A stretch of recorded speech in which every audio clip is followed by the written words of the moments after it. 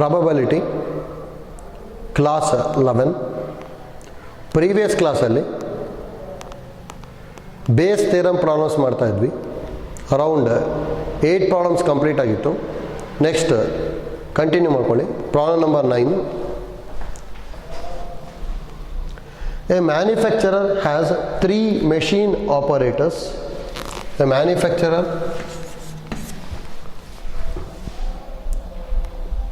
has 3 machine operators, A, B and C. A,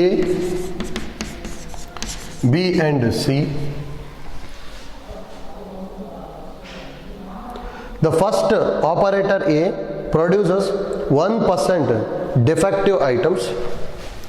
1% defective items, whereas the other 2 operators B and C produce 5% and 7% defective items. 5% and 7% defective items respectively. A is on the job for 50% of the time. A is on the job for 50% of the time.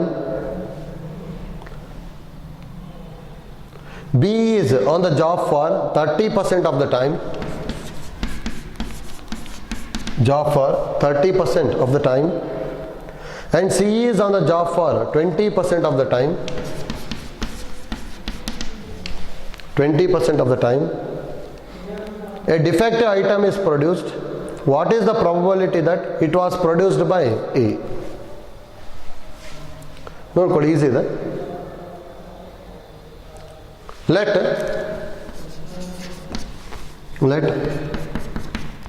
E1, E2, E3 are the events.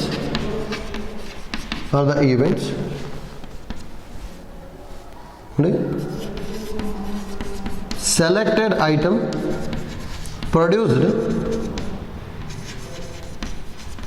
by A, B and C respectively ಅಂತ ತಗೋತೀನಿ. ಅಂದರೆ ನೋಡಿ ಇಲ್ಲಿ, let E1, E2, E3 are the events. Selected item produced by A, B and C respectively ಅಂತ ಹೇಳ್ತಿದ್ವಿ, ಹೌದಾ? ಇದು ನೋಡಿ ಆಗಿದೆ. Probability of E1, P of E2 ಮತ್ತು P ಆಫ್ E3 ಈಸಿಯಾಗಿ ಬರೀಬೋದು. Because A 50% of the time ಜಾಬಲ್ಲಿ ಇರ್ತಾರೆ ಅಂತ ಕೊಟ್ಟಿದ್ದಾರೆ, ಹೌದಾ? ಹಾಗಾದರೆ 50% of the item produced by A ಅಂತ ತಗೊತೀನಿ, 30% by B and 20% by C. ಹಾಗಾದ್ರೆ ಏನು ಬರೀಬೋದು ಅಂದರೆ that implies P of E1 is equal to 50%, ಅಂದರೆ 50 ಬೈ 100, ಅಂದರೆ 5 ಬೈ 10 ಬರುತ್ತೆ. P of E2 30%, 30 by 100, 3 by 10. P of E3 is equal to 20%, 2 by 100, that is equal to 2 by 10. ನೋಡಿ, ಇನ್ನೂ simplify ಮಾಡ್ಬೋದು, ಆದರೂ ಇದೇ ಥರ ಬರಿತಾ ಇದ್ದೀವಿ. ಯಾಕೆ ಅಂದರೆ ಡಿನಾಮಿನೇಟರ್ ಎಲ್ಲದರದ್ದು 10 ಆಯಿತು ಅಂದರೆ ನೆಕ್ಸ್ಟ್ ಕ್ಯಾಲ್ಕುಲೇಷನ್ಗೆ ಈಸಿ ಆಗುತ್ತೆ ಅಷ್ಟೇ, ಹೌದಾ? Next let A B an event. Selected item is defective ಅಂತ ತಗೊಳ್ತೀವಿ. The selected item is defective. ಅಂದರೆ ಡಿಫೆಕ್ಟಿವ್ ಐಟಮ್ನ ಸೆಲೆಕ್ಟ್ ಮಾಡ್ತೀವಿ ಅಂತ ಹೇಳಿದ್ರೆ that implies P of A by E1 ಅಂತ ಹೇಳಿದ್ರೆ selected item is defective and it is produced by A ಅಂತೇಳಿ, ಹೌದಾ? ಆದರೆ ಅದೆಷ್ಟಂತ ಕೊಟ್ಟಿದ್ದಾರೆ? 1% ಅಂತ ಹೇಳಿದ್ದಾರೆ, ಹೌದಾ? 1% ಅಂದರೆ 1 by 100 ಆಗ್ಬಿಡುತ್ತೆ. Similarly P of A by E2 ಅಂದರೆ selected item is defective and it was produced by B. ಎಷ್ಟು? 5% ಅಂತ ಹೇಳಿದ್ದಾರೆ. 5 by 100. P of A by E3 ಅಂದರೆ ಅದು 7% ಅಂತ ಕೊಟ್ಟಿದ್ದಾರೆ, ಹೌದಾ? ಅಂದರೆ 7/100 ಡೈರೆಕ್ಟ್ ಬರಿಬೋದಲ್ಲ. ನೆಕ್ಸ್ಟ್ ಏನು ಕೇಳಿರೋದು ನಮಗೆ ಅಲ್ಲಿ ಲಾಸ್ಟಿಗೆ, A defective item is produced, what is the probability that it was produced by A ಅಂತ ಹೇಳಿದ್ದಾರೆ, ಹೌದಾ? What is the probability that it was produced by A ಅಂದರೆ E1 ತಾನೆ. ಹಾಗಾದ್ರೆ ಇಲ್ಲಿ ಏನು ಕಂಡುಹಿಡಿಬೇಕು ನಾವು, P of E1/A ಕ್ಯಾಲ್ಕುಲೇಟ್ ಮಾಡಬೇಕಷ್ಟೇ, ಹೌದಾ? Direct formula P of E1 into P of A/E1 divided by P of E1 into P of A/E1 plus P of E2 into P of A/E2 plus P of E3 into P of A/E3, ಹೌದಾ? ನೋಡಿ ಎಲ್ಲ value substitute ಮಾಡಿದೆ ಅಂದರೆ ಏನು ಬರುತ್ತೆ, P of E1 ಅಂತ ಹೇಳಿದ್ರೆ 5/10 into P of A/E1 ಅಂದರೆ 1/100 whole divide by P of E1 ಅಂದರೆ 5/10 into 1/100 plus P of E2 3/10 into 5/100 plus P of E3 ಅಂತ ಹೇಳಿದ್ರೆ 2/10 into 7/100. That is equal to, ನೋಡಿ ಇಲ್ಲಿ 1/10 ಇಂಟು 100ನ ಎಲ್ಲ ಕಡೆ ಕ್ಯಾನ್ಸಲ್ ಮಾಡ್ಬೋದಲ್ಲ, ಅದನ್ನ ಅದಕ್ಕೆ ಕಾಮನ್ ತೊಗೊಂಡ್ಬಿಡ್ತೀನಿ, ಹಾಗಾದ್ರೆ 5 ಆಗುತ್ತೆ ಡಿವೈಡೆಡ್ ಬೈ, ನೋಡಿ ಇಲ್ಲೂ 1/10 ಇಂಟು 100 ಕಾಮನ್, ಅದ್ರಲ್ಲಿ ಏನೇನು ಬರ್ತಾ ಇದೆ, 5 ಇಂಟು 1 ಅಂದರೆ 5 ಪ್ಲಸ್ 5 ಇಂಟು 3 ಅಂದರೆ 15 plus 7 2s are 14. 1/10 into 100 1/10 into 100 cancel, ಯಾರಿದು 5/15 ಪ್ಲಸ್ 5 ಅಂದರೆ 20 20 ಪ್ಲಸ್ 14 ಅಂದರೆ 34 ಬರುತ್ತೆ ಅಷ್ಟು, ಹೌದಾ? ಅದು ನೋಡಿ ಆನ್ಸರು 5/34 ಬರುತ್ತೆ. ಈಸಿ ಇದೆ. ಇಲ್ಲಿ ಏನೇನು ಕೊಟ್ಟಿರೋದು ಅಂದರೆ defective items produced by A B and C are 1%, 5% and 7%, ಹೌದಾ? 50% of the time A is in the job ಅಂತ ಹೇಳಿದ್ದಾರೆ. Therefore 50% of the product was manufactured by A ಆಗಿಬಿಡುತ್ತೆ, ಹೌದಾ? Similarly 30-20 P of E1, P of E2, P of E3ನ 50%, 30%, 20% ತೊಗೊಂಡ್ವಿ. P of A/E1, P of A/E2, P of A/E3 calculate ಮಾಡಿಕೊಂಡು ಡೈರೆಕ್ಟಾಗಿ base ಥರಮ್ use ಮಾಡ್ಕೊಂಡ್ಬಿಟ್ರೆ simplify ಆಗುತ್ತೆ. ಆಯ್ತಲ್ಲ, ಹೇಗೆ ಮಾಡ್ತಾ ಇದ್ದೀವಿ ಅಂತೇಳಿ ಐಡಿಯಾ ಕರೆಕ್ಟಾಗಿ ಗೊತ್ತಿರಬೇಕಷ್ಟೇ. ಈಸಿ ಇದೆ. Next problem number 10.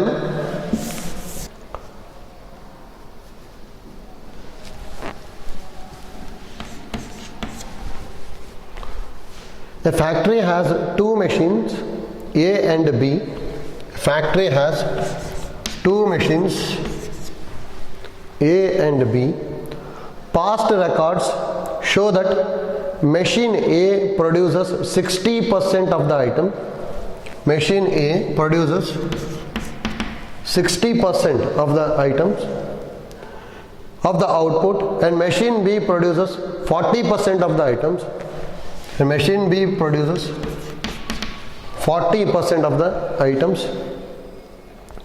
Further, 2% of the items produced by machine A and 1% produced by machine B were defective.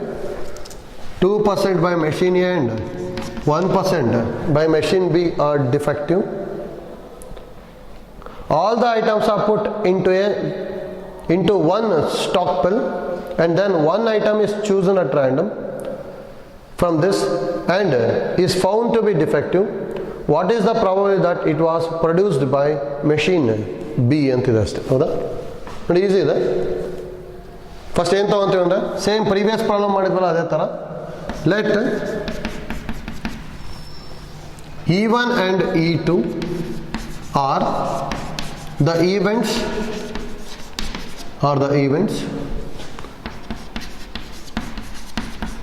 selected item was produced by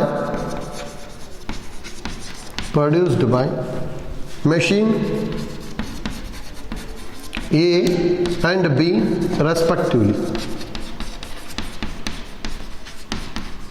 That implies P of E1 is equal to 60% of the items produced by machine A antide, okay? 60%, and 60 by 100, 6 by 10. P of E2 is equal to 40%, that is equal to 40 by 100 and 4 by 10. ಹೌದಾ? 3 by 5, 2 by 5 ಬರಿಬೋದು, ಯಾಕಂದ್ರೆ denominator same ಇರಬೇಕಷ್ಟೇ. ಇದು 3 by 5, ಇದನ್ನ 2 by 5 ಅಂತಾನು ಬರಿಬೋದು. ಹೌದಾ? Next let A B on event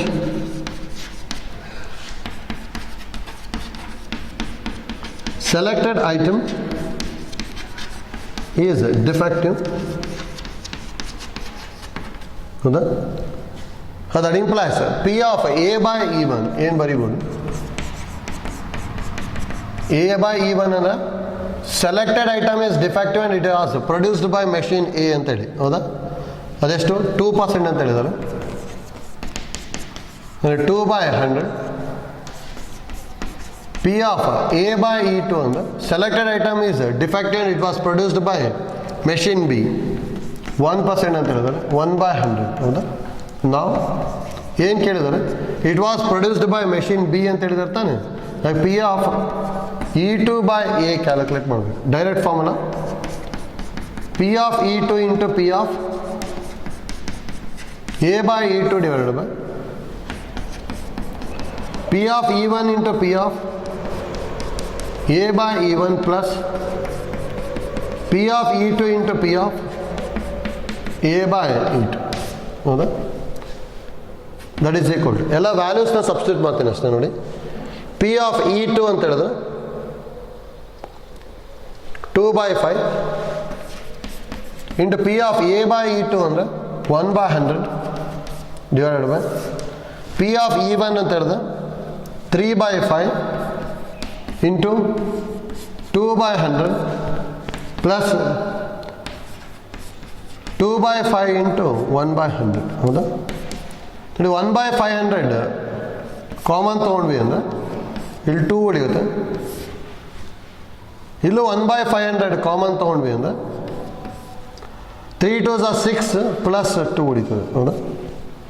1 by 500 1 by 500 cancel ಅಂದರೆ answer 2 by 8 ಅಥವಾ 1 by 4 ಬರುತ್ತೆ ಅಷ್ಟೇ probability.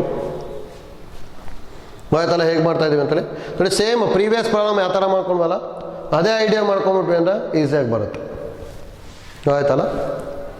Next problem number 11.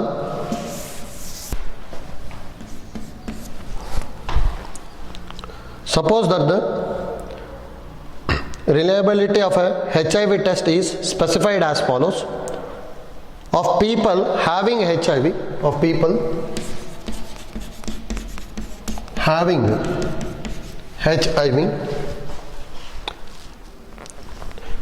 90% of the test detects the disease. 90% of the test detect the disease, but 10% goes undetected. 10% goes undetected. Of people free of HIV,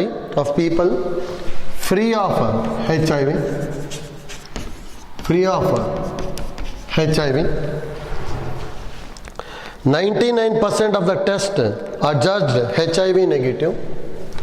99% of the tests judged HIV negative, but 1% are diagnosed as showing HIV positive. 1% HIV positive from a large population of which only 0.1% have HIV. Only 0.1% have HIV. One person is selected at random, given the HIV test and the pathologist reports him or her as HIV positive, what is the probability that the person actually has HIV?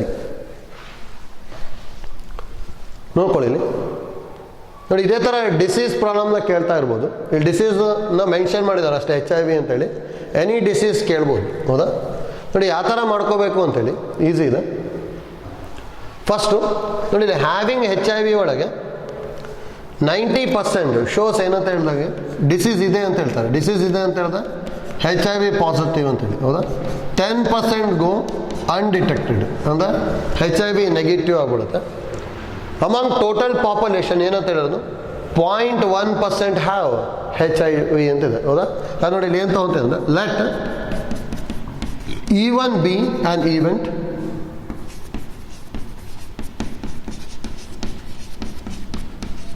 selected person have HIV, ಹೌದಾ? ನಾನು ತೊಗೊಂಡ್ವಿ ಅಂದರೆ that implies P of E1 is equal to 0.1% ಇದೆ ಅಂದರೆ 0.1/100, ಹೌದಾ? Next let E2 be an event selected person is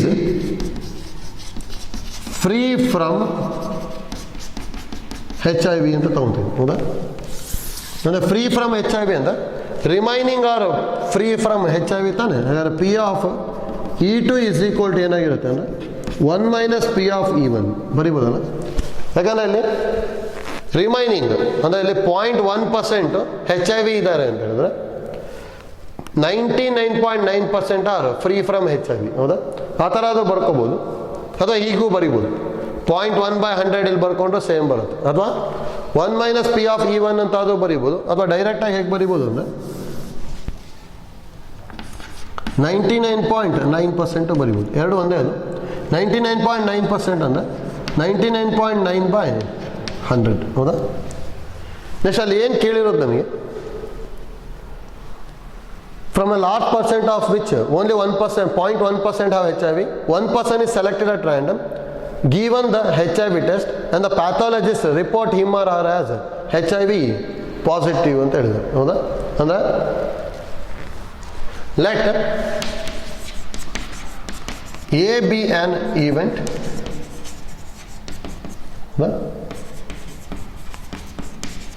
selected person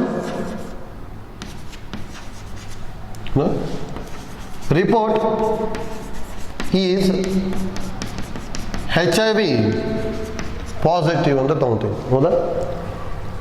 ನೋಡಿ, ಯಾಕಂದ್ರೆ pathologist reports him or her has HIV positive ಅಂತಿದೆ, ಹೌದಾ? ಹಾಗಾದ್ರೆ ನೋಡಿ, ಈಗ ಲಾಸ್ಟಿಗೆ ಏನು ಬರ್ಕೊತೀನಿ ಈಗ ನಾವು P of A/E1 ಅಂತ ಹೇಳಿದ್ರೆ selected person report is HIV positive and E1 ಅಂತ ಹೇಳಿದ್ರೆ ಈಸ್ ಹ್ಯಾವಿಂಗ್ HIV, ಹೌದಾ? ಅಂದರೆ having HIV and it's result is HIV positive ಅಂದರೆ ಇಲ್ಲಿ ಎಷ್ಟಿದೆ 90% ಇದೆ. ಅಂದರೆ 90/100 ಬರುತ್ತೆ, ಅಂದರೆ 9/10 ಬರಿಬೋದು. ನೆಕ್ಸ್ಟ್ P of A/E2 ಅಂತ ಹೇಳಿದ್ರೆ selected person result is HIV positive and E2 is free from HIV. He is free from HIV and his reports is HIV positive ಅಂದರೆ ಎಷ್ಟಿದೆ ಅಲ್ಲಿ 1% ಅಂತಿದೆ, ಹೌದಾ? ಅಂದರೆ ಇದು 1/100 ಬರುತ್ತೆ, ಹೌದಾ? ನೆಕ್ಸ್ಟ್ ನೋಡಿ, ಏನು ಕ್ಯಾಲ್ಕುಲೇಟ್ ಮಾಡ್ಕೋಬೇಕು ಲಾಸ್ಟಿಗೆ ಏನಂತ ಹೇಳಿರೋದು ನಮಗೆ ಅಲ್ಲಿ,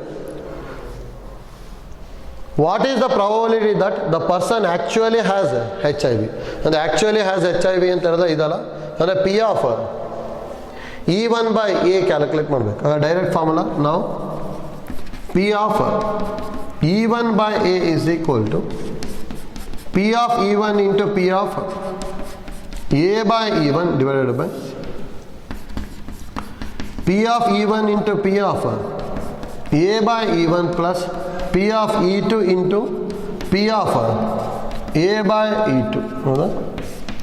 ನೋಡಿ, ಎಲ್ಲ ವ್ಯಾಲ್ಯೂಸ್ ಬರ್ಕೊಂಡೆ ಅಂದರೆ ಏನು ಬರುತ್ತೆ, P of E1 ಅಂತ ಹೇಳಿದ್ರೆ 0.1/100 into P of A by E1 ಅಂದರೆ 90/100 ತೊಗೊಂಡ್ಬಿಡ್ತೀನಿ, ಕ್ಯಾಲ್ಕುಲೇಷನ್ ಈಸಿ ಆಗುತ್ತೆ.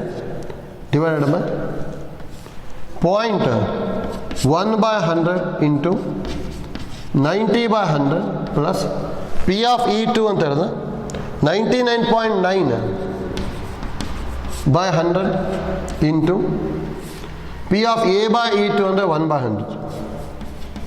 ನೋಡಿ ಎಲ್ಲ ಕಡೆ 100 ಕ್ಯಾನ್ಸಲ್ ಆಗಿಬಿಡುತ್ತಲ್ಲ, ಎಲ್ಲ ಕ್ಯಾನ್ಸಲ್ ಆಗ್ಬಿಟ್ಟು ಏನು ಬರ್ಬೋದು, 0.1 into 90 divided by 0.1 into 90 plus 99.9 into 1. ಹೌದಾ? 0.1 ಇಂಟು 90 ಅಂದರೆ 9 ಬರುತ್ತಲ್ಲ, 9/9 ಪ್ಲಸ್ 99.9. ಹೌದಾ? 99 ಪ್ಲಸ್ 9 ಅಂತ ಹೇಳಿದ್ರೆ 108 ಆಗುತ್ತಲ್ಲ, ಅಂದರೆ ಇದು 9/108.9 ಬರುತ್ತೆ ಅಷ್ಟೆ. ಹೌದಾ? ನೋಡಿ ಇಷ್ಟು ಬರುತ್ತೆ. ಇದನ್ನ ಡೈರೆಕ್ಟ್ ಕ್ಯಾಲ್ಕುಲೇಟ್ರಲ್ಲಿ ಸಿಂಪ್ಲಿಫೈ ಮಾಡಿಕೊಂಡು ಬರಿಬೋದು. ಅಂದರೆ 9/108.9 ಅಂದರೆ 0.082 ಬರುತ್ತೆ ಅಷ್ಟೆ. ಹೌದಾ? ಅಂದರೆ ಪ್ರಾಬಬಿಲಿಟಿ 0.082 ಬರ್ತಾ ಇದೆ. ಹೌದಾ? ನೋಡಿ ಈ ಥರದ್ದು ಪ್ರಾಬ್ಲಮ್ ಕೇಳ್ತಾ ಇರ್ತಾರೆ, ಐಡಿಯಾ ಗೊತ್ತಿರ್ಬೇಕು ಹೇಗೆ ಮಾಡಬೇಕು ಅಂತೇಳಿ.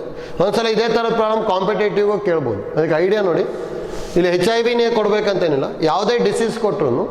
ಮತ್ತು ನೋಡಿ ಇದರಲ್ಲಿ ಎಷ್ಟೊಂದು ಇನ್ಫಾರ್ಮೇಷನ್ ಇದೆ, ಇಷ್ಟು ಇನ್ಫಾರ್ಮೇಷನ್ ಕೊಡಬೇಕು ಅಂತಲೂ ಇಲ್ಲ. ಈ 90% of the disease shows positive ಅಂತ ಆಯಿತು ಅಂದರೆ ರಿಮೈನಿಂಗ್ 10% ಇಸ್ ನೆಗೆಟಿವ್ ಅಂತ ಗೊತ್ತಾಗ್ಬಿಡುತ್ತೆ. ಇದರಲ್ಲಿ ಯಾವ್ದಾದ್ರು ಒಂದು ಕೊಟ್ಟರು ಸಾಕು, ಇದರಲ್ಲೂ ಅಷ್ಟೇ ಯಾವ್ದಾದ್ರು ಒಂದು ಕೊಟ್ಟರು ಸಾಕು. ಹೌದಾ? 99% ಈಸ್ HIV ನೆಗೆಟಿವ್ ಆಯಿತು ಅಂದರೆ ಆಬ್ವಿಯಸ್ಲಿ 1% ಈಸ್ HIV ಪಾಸಿಟಿವ್ ಆಗಿಬಿಡುತ್ತೆ. ಹೌದಾ? ಹೇಗೆ ಎರಡರಲ್ಲಿ ಯಾವ್ದಾದ್ರು ಒಂದು ಕೊಡಬೇಕು. ಮತ್ತು ಇದರಲ್ಲೂ ಅಷ್ಟೇ ಎರಡೂ ಕೊಡಬೇಕು ಅಂತಿಲ್ಲ. ಇಲ್ಲಿ 0.1 ಕೊಟ್ಟಿದ್ದಾರೆ, ಇನ್ನೊಂದು 99.9 ತೊಗೊಂಡ್ಬಿಡ್ತೀವಿ. ನೆಕ್ಸ್ಟ್ ಸಿಂಪ್ಲಿಫಿಕೇಶನ್ ಅಷ್ಟೇ. ಆಯ್ತಲ್ಲ ಹೇಗೆ ಮಾಡ್ತಾ ಇದ್ದೀವಿ ಅಂತೇಳಿ ಐಡಿಯಾ ಗೊತ್ತಿರಬೇಕು ನಮಗಿದು. Next problem number 12.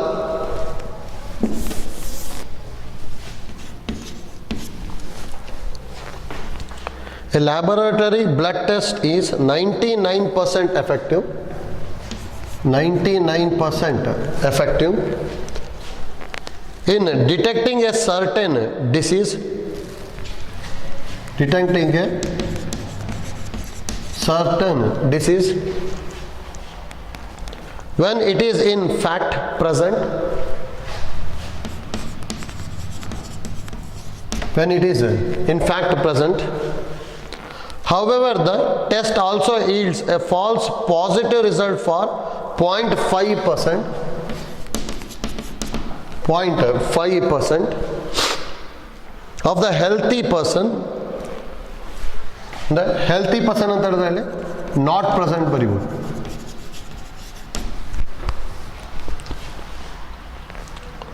If 0.1% of the population actually has a disease, 0.1% actually have disease,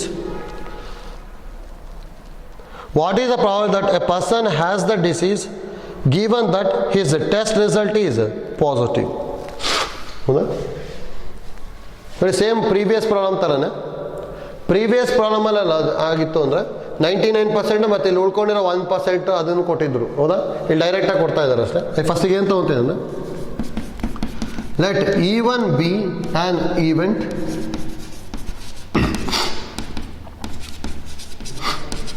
selected person have disease ಅಂತ ಅಂತೀನಿ. that implies P of E1 ಏನು ಕೊಟ್ಟಿರೋದು 0.1% ಅಂದರೆ 0.1/100. Next let E2 be an event. Selected person not have disease ತಗೊಂತೀನಿ.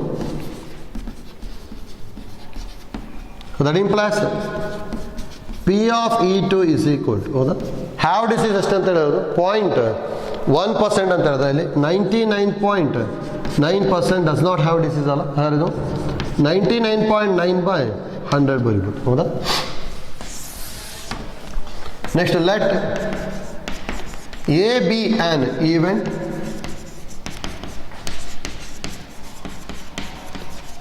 selected person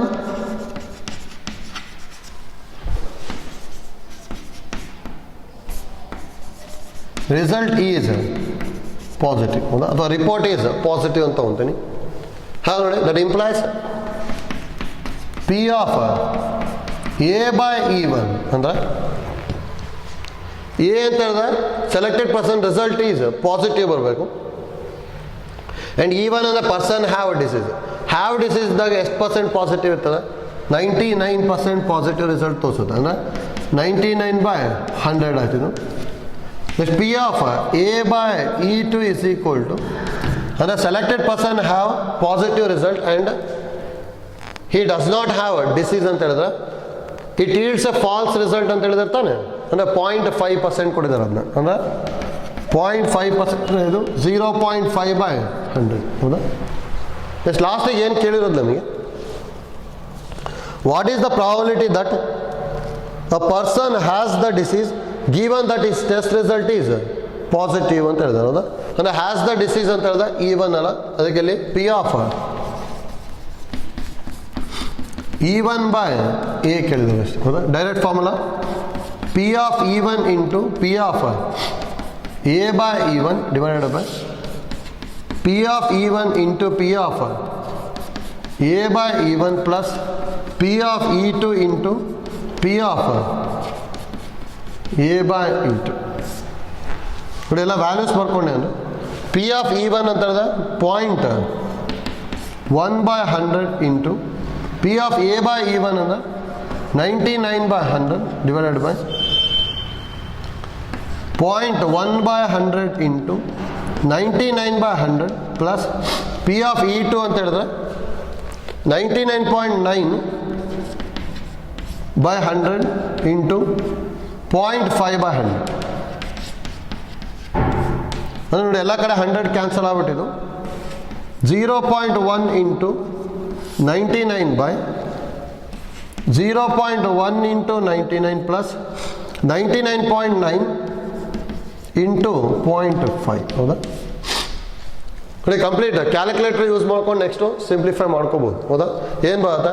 0.1 into 99 ಅಂದರೆ 9.9/9.9 plus, ಯಾಕಂದ್ರೆ 0.1 into 99 ಇದೆ, plus 99.9 into 0.5. ನೋಡಿ, calculator ಮಾಡ್ಕೊಂಡ್ವಿ ಅಂದರೆ ಏನು ಬರ್ಬೋದು? 99.9 ಇಂಟು 0.5 ಅಂದರೆ 49.95 ಬರುತ್ತೆ. 49.95 ಅಂದರೆ 99.9 ಡಿವೈಡೆಡ್ ಬೈ 49.95 ಪ್ಲಸ್ 9.9 ಅಂತ ಹೇಳಿದ್ರೆ 59.85 ಬರುತ್ತೆ. 59.85.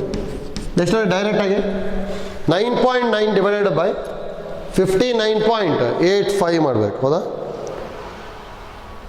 9.9 ಡಿವೈಡೆಡ್ ಬೈ 59.85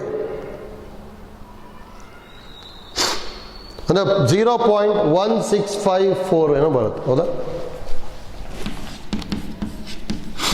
ಇಷ್ಟು ಬರುತ್ತೆ ಅಷ್ಟೇ. ಈಸಿ ಇದೆ ನೋಡಿ. ಎರಡು ಪ್ರಾಬ್ಲಮ್ ಸೇಮ್ ಟೈಪ್ ಮಾಡ್ಕೊಂಡು ಬೇಸ್ತೆ ಯಾವ ಥರ ಮಾಡ್ತಾ ಇದೀವಿ ಅಂತೇಳಿ ಐಡಿಯಾ ಗೊತ್ತಾಗಬೇಕು. ಆಯ್ತಲ್ಲ? Next one, problem number 13. An insurance company insured 2,000 scooters, 2,000 scooters, scooter drivers, 4,000 car drivers, 4,000 car drivers, and 6,000 truck drivers, 6,000 truck drivers. The probability of an accident are 0.01, 0.03, 0.01, 0.03 and 0.15 respectively. 0.15 respectively. One of the insured persons meets with an accident. One of the insured person meets with an accident. Meet with an accident. What is the probability that he is a scooter driver? What is the probability that he is a scooter driver? ಹೌದಾ? ಇಲ್ಲಿ ಏನು ತಗೋತೀನಲ್ಲ ಫಸ್ಟಿಗೆ, let E1, E2 and E3 are the events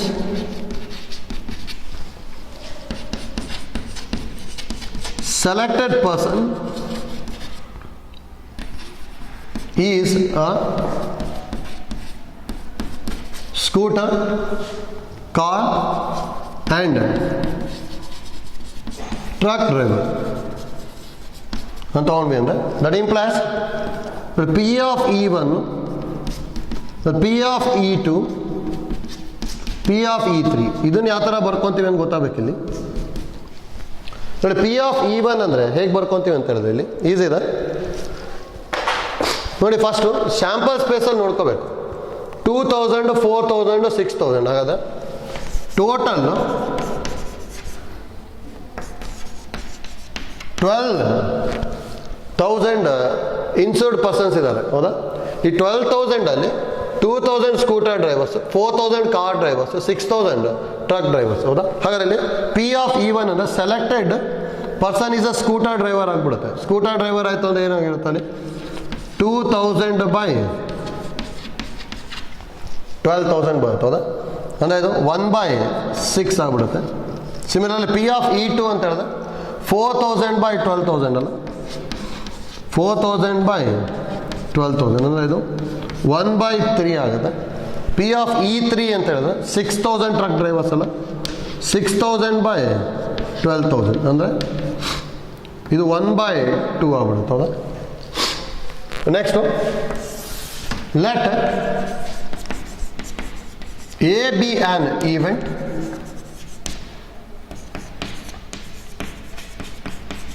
selected person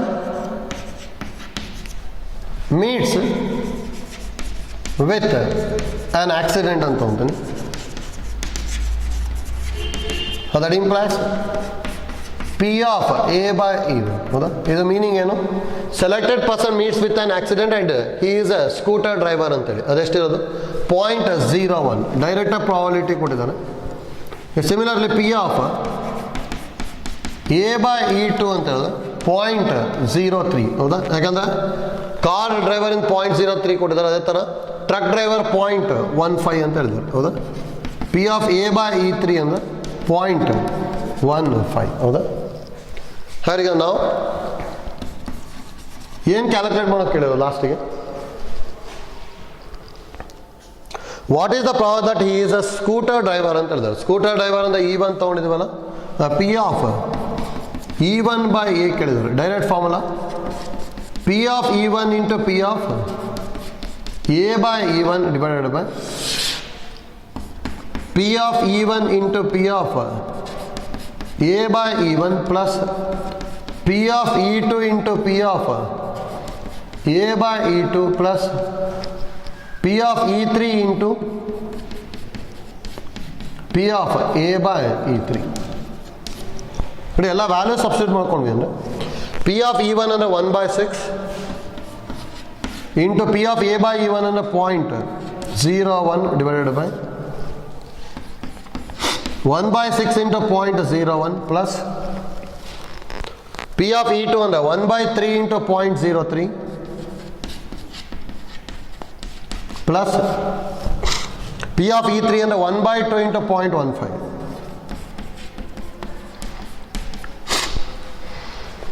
ನೋಡಿ LCM ತೊಗೊಂಡ್ಬಿಟ್ಟು simplify ಮಾಡ್ಬೋದು ಅಥವಾ ಡೈರೆಕ್ಟಾಗಿ divide ಮಾಡ್ಕೊಂಡು ಮಾಡ್ತಾ ಹೋಗ್ಬೋದು. ಅಂದರೆ 0.01/6 ಇದೆ ಹೌದಾ.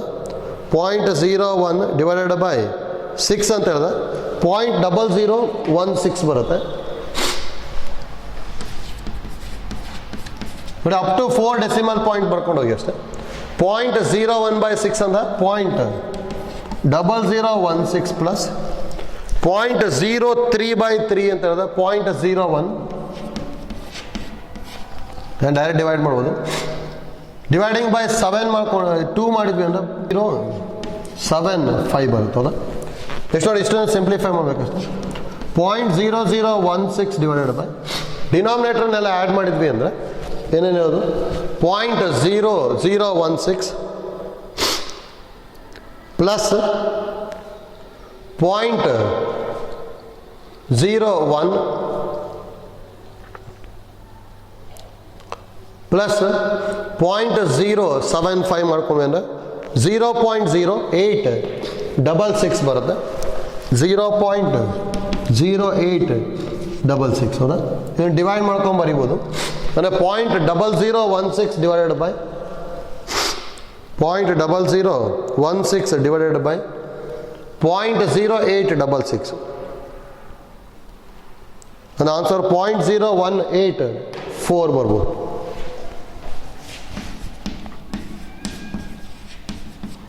ಇಷ್ಟು ಬರುತ್ತಷ್ಟೇ ಪ್ರಾಬಬಿಲಿಟಿ. ಗೊತ್ತಾಯ್ತಲ್ಲ ಹೇಗೆ ಮಾಡ್ತಾ ಇದ್ದೀವಿ ಅಂತೇಳಿ? ಈಸಿ ಇದೆ ನೋಡಿ. ಈ ಥರದ್ದೇ ಎಕ್ಸಾಮಿಗೆ 3 ಮಾರ್ಕ್ಸಿಗೆ ಕೇಳ್ಬೋದು, ಅದಕ್ಕೆ ಐಡಿಯಾ ಗೊತ್ತಿರಬೇಕು. ಅಂದರೆ ಇಲ್ಲಿ 2000 ಸ್ಕೂಟರ್ ಡ್ರೈವರ್ಸ್, 4000 6000 ಫರ್ಸಸ್ number of insured person in ಏನಾಗಿರುತ್ತೆ ಅಂದರೆ ಸ್ಯಾಂಪಲ್ ಸ್ಪೇಸು ಟೋಟಲ್ ಎಷ್ಟಿದೆ 12,000 ಇದೆ. ಅದನ್ನು ಯೂಸ್ ಮಾಡ್ಕೊಂಡು next probability of E1, probability of E2, probability of E3 next simplification ಮಾಡ್ಕೋಬೇಕು. ಆಯ್ತಲ್ಲ? Next problem number 14. 2 groups competing for a person on the board of a director of a corporation. The probability that the first and second group will win, first and second group will win is are 0.6 and 0.4 respectively. 0.6 and 0.4 respectively. Further, if the first group wins, the probability of introducing a new product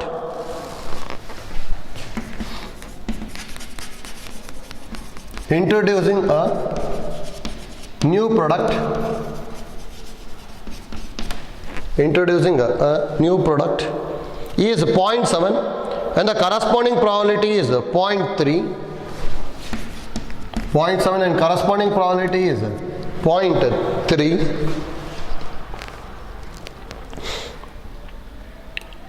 Find the probability that the new product was introduced by the second group ಅಂತ ಹೇಳಿದ್ದಾರೆ. ಹೌದಾ? ನೋಡಿ, first ಇಲ್ಲಿ ಏನೇನು ಕೊಟ್ಟಿರೋದು ಅಂತ ಹೇಳಿದ್ರೆ 2 groups competing for the position on the board of director of corporation ಅಂತ ಹೇಳಿದ್ದಾರೆ. The probability that the first and second groups will win ಅಂತ ಹೇಳಿದ್ದಾರೆ. ಹೌದಾ? ಅಂದರೆ ಇಲ್ಲಿ probability of first group will win is 0.6, second 0.4 ಅಂತಿದೆ. ಅದಕ್ಕೆ ಇಲ್ಲಿ ಏನು ತೊಗೊತೀವಿ ನೋಡಿ. Let E1 be an event. ಹೌದಾ? ಫಸ್ಟ್ ಗ್ರೂಪ್ ವಿಲ್ ವಿನ್ ಅಂತ ತೊಗೊತೀನಿ. That implies P of E1 is equal to 0.6 ಇದೆ, ಅಥವಾ ಇದನ್ನು 6/10 ಬರಿಬೋದಲ್ಲ. So let E2 be an event. Second group will win ಅಂತ ತಗೊತೀನಿ. P of E2 is equal to 0.4 ಕೊಟ್ಟಿದ್ದಾರಲ್ಲ, ಅದಕ್ಕೆ 0.4ನ 4/10 ಅಂತ ತಗೊತೀವಿ. ಹೌದಾ? ನೆಕ್ಸ್ಟ್ ಅಲ್ಲಿ ಇಂಟ್ರೊಡ್ಯೂಸಿಂಗ್ ಎ ನ್ಯೂ ಪ್ರಾಡಕ್ಟ್ನ ಈವೆಂಟ್ ಎ ಅಂತ ತಗೊತೀವಿ ನೋಡಿ. Let A B on event.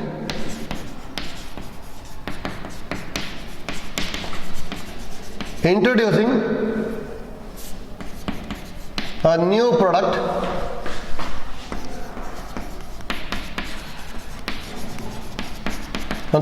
that implies P of A by E1. P of A by E one ಅಂತ ಹೇಳಿದ್ರೆ new product was introduced by group 1 ಅಂತೇಳಿ. ಯಾಕಂದರೆ ಇ ಒನ್ನ ಫಸ್ಟ್ ಗ್ರೂಪ್ ವೆಲ್ ವಿನ್ ಅಂತಿದೆ, ಹೌದಾ? ಅದು ಎಷ್ಟಂತ ಕೊಟ್ಟಿದ್ದಾರೆ ಡೈರೆಕ್ಟಾಗಿ 0.7 ಅಂತ ಕೊಟ್ಟಿದ್ದಾರೆ. 0.7 ಅಂತ ಹೇಳಿದ್ರೆ 7/10 ಬರಿಬೋದು.